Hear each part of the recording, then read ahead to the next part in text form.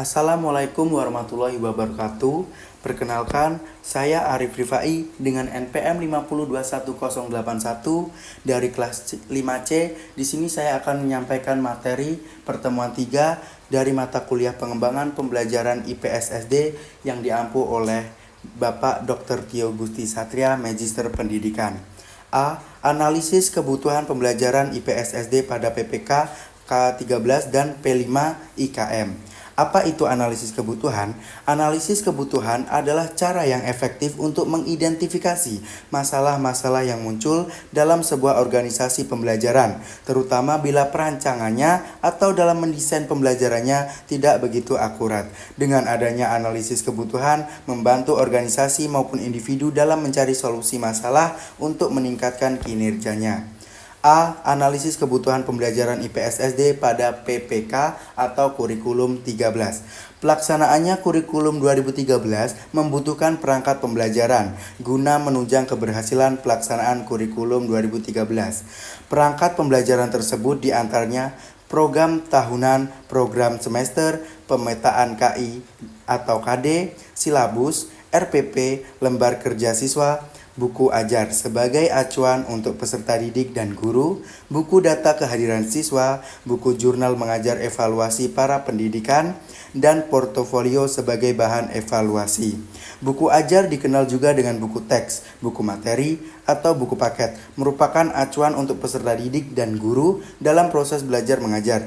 Buku ajar merupakan sebuah buku acuan wajib untuk digunakan di satuan pendidikan dasar dan menengah atau perguruan tinggi yang di dalamnya berisikan materi pembelajaran. Buku ajar pada kurikulum 2013 disampaikan secara tema bukan mata pelajaran. Karena kurikulum 2013 sifatnya tematik integratif, maka semua mata pelajaran disatukan dan dibagi menjadi beberapa tema. B. Analisis kebutuhan pembelajaran IPS SD pada P5 atau IKM. Merdeka Belajar ini merevitalisasi sistem pendidikan untuk membangun kemampuan atau kompetensi utama supaya kegiatan belajar menjadi menyenangkan.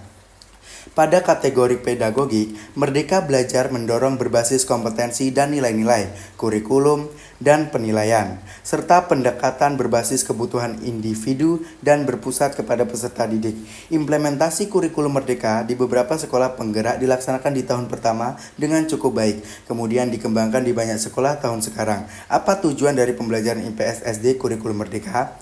Dalam kurikulum Merdeka, mata pelajaran IPA dan IPS digabungkan menjadi mata pelajaran Ilmu Pengetahuan Alam dan Sosial atau IPAS dengan harapan dapat memicu anak untuk dapat mengelola lingkungan alam dan sosial dalam satu kesatuan. Capaian dari pembelajaran IPS SD pada kurikulum Merdeka antara lain menerapkan pola pikir, perilaku, dan membangun karakter peserta didik untuk peduli dan bertanggung jawab terhadap dirinya, masyarakat, dan alam semesta, serta permasalahan yang dihadapi. 2. Mampu menelaah manfaat potensial dan resiko dari penggunaan ilmu pengetahuan alam dan sosial.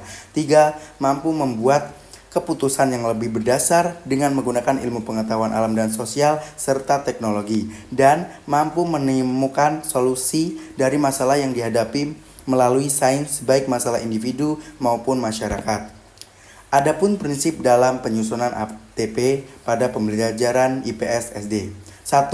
Sederhana dan informatif. 2. Esensial dan konteks. 3. Berkesinambungan. 4. Pengoptimalan 3 aspek kompetensi. 5. Merdeka belajar. 6. Operasional dan aplikatif. 7. Adaptif dan fleksibel. Baiklah, itulah tadi materi yang dapat saya sampaikan. Saya akhiri. Wabillahi taufiq wal hidayah. Wassalamualaikum warahmatullahi wabarakatuh. Terima kasih.